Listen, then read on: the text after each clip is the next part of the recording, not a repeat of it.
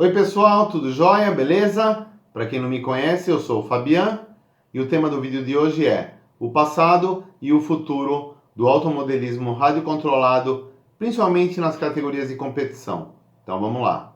Com a evolução da tecnologia, os fabricantes estão sempre mudando seus carros, os pilotos estão mudando a forma de guiá-los, as pistas e até os regulamentos. Mas antes de eu continuar o vídeo, eu só quero fazer um adendo aqui. Que esse vídeo não é querendo dizer que antes era mais legal ou agora é mais legal, e simplesmente como está sendo a evolução. E eu vou usar como exemplo duas categorias. On-Road 110 Sedan Turismo, que antigamente, na minha opinião, essa categoria, pela escala, era um pouco mais real. Digo, em níveis de pilotagem, até na bolha em si, que fidelizava mais os carros um para um, e a velocidade dos carros. Conforme a tecnologia foi vindo, os carros foram ficando bem mais velozes. E eu acho que, na minha opinião, hoje estão ficando foguetes sobre rodas. Já na linha off-road, esses carros, no passado, andavam em pistas com saltos menores, a aderência das pistas eram bem mais baixas e o desempenho geral era inferior, porém era mais raiz, era mais um off-road, era um rally, o próprio nome, off-road. Só que com a evolução, as pistas ganharam aderência e saltos muito altos. E o que está acontecendo? Esses carros estão virando o quê? Aviões sobre rodas. Continuando o vídeo, os motores. Antigamente os motores eram mais difíceis de carburar e eram menos consistentes. Hoje em dia são mais fáceis de carburar, mas juntamente com a consistência e com a facilidade de carburar, em algumas categorias eles ganharam muita potência, sendo que você tem que até dosar a potência na regulagem do motor ou até na pilotagem para com que o carro fique mais dócil ao guiar. Juntamente com isso, os fabricantes dos motores buscam economia, eficiência, economia de combustível. Para quê? Para você ter menos paradas nos boxes e assim ter melhor rendimento na corrida. Juntamente, os chassis, as pistas estão ganhando, em alguns exemplos, mais aderência, os chassis e as suspensões estão sendo dimensionadas para isso. Sendo para pistas de alta aderência ou para baixa aderência, não importa, eles estão se adequando à evolução.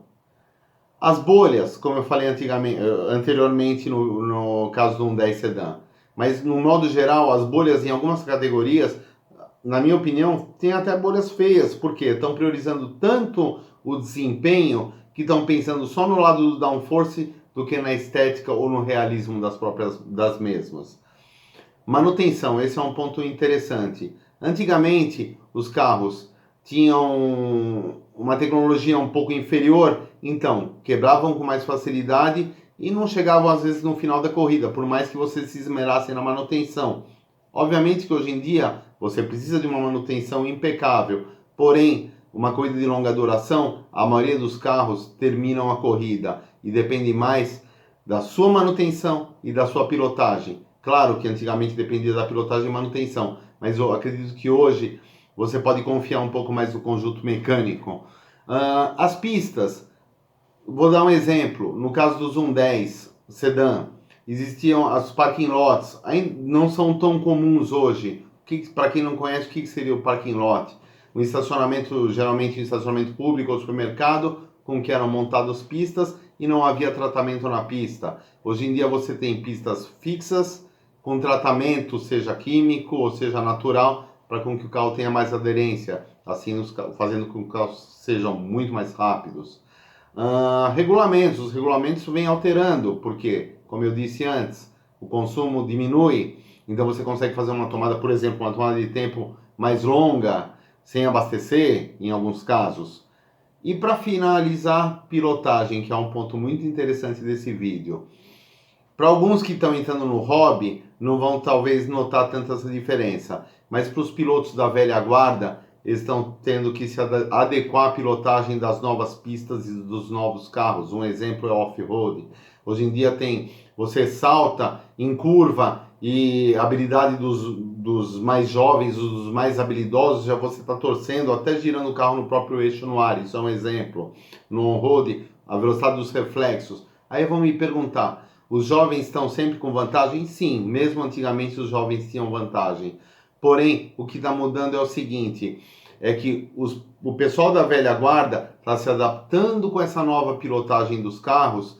Agora, a pergunta que fica novamente, vocês estão gostando disso? Até onde nós vamos chegar com essa evolução? Daqui a pouco, será que nós vamos chegar na pista, apertar um botão no rádio, cruzar os braços e esperar o carrinho ganhar a corrida?